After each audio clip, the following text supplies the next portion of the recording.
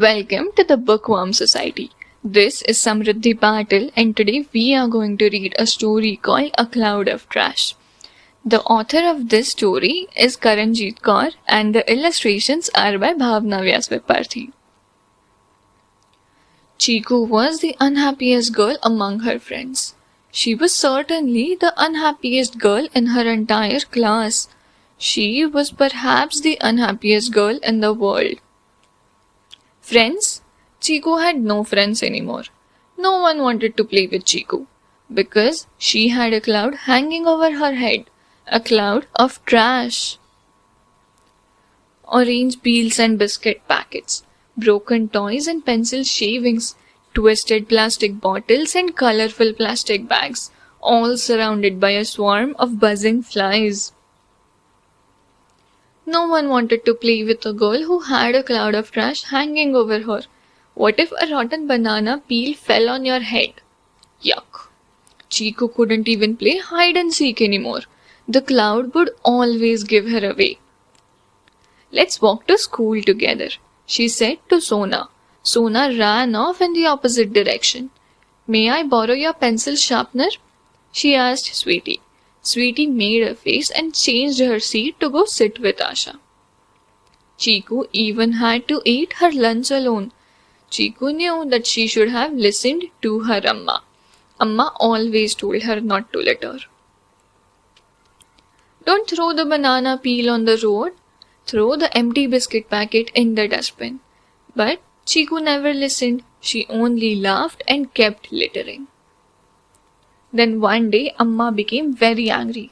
Soon all this trash will start following you, she said. Chiku just laughed.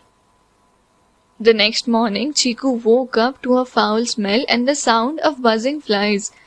The cloud of trash was hanging over her head. Amma's words had come true. And then Chiku was unable to laugh. Chiku tried to run away, but the trash cloud followed her everywhere. She took a broom to sweep the cloud down, but the trash could not be swept away. Chiku tried everything. She screamed and asked the cloud to leave her alone. She even tried throwing the cloud into the dustbin, but the cloud of trash just wouldn't go. So Chiku became very unhappy. Then something happened. Chiku saw Bala throwing a banana peel on the road. Chiku was annoyed. Could he not see the cloud over her head? Oi, silly boy, she yelled. Don't throw the peel on the road. Someone will slip. Bala, scared of the trash cloud, threw the peel in the dustbin. The next day, the trash cloud had become smaller. How did that happen? Chiku wondered. Then Chiku saw Rima auntie throwing away plastic bags. Auntie, Chiku said, please pick up these bags and reuse them. Rima auntie picked up the bags and left. The next day when Chiku woke up, the cloud was much smaller. Chiku smiled. She knew what she had to do. When someone threw away a biscuit packet or pencil shavings, Chiku stopped them. She picked up every twisted plastic bottle and put it in the dustbin. The village became cleaner and cleaner, and Chiku's cloud became smaller and smaller. Until one day, it was gone. Completely gone. Chiku was now perhaps the happiest girl in the world. Chiku never littered again. Secretly, she liked living in a clean village. But she was also scared that the trash cloud would come back someday. Who knew? Let's talk about trash. Ever wondered what happens to trash once you throw it away? No, it doesn't become a cloud on your head. The trash ends up in a big garbage bin near your home. When you litter, the trash collects by the side of the road. Some of it goes into the drains that carry wastewater from your house. This clogs the drains and attracts flies which spread nasty diseases. Oh, nobody likes living in a dirty environment, asked Chiku. Here's how not to make a cloud of trash. First, we can start by not littering our surroundings.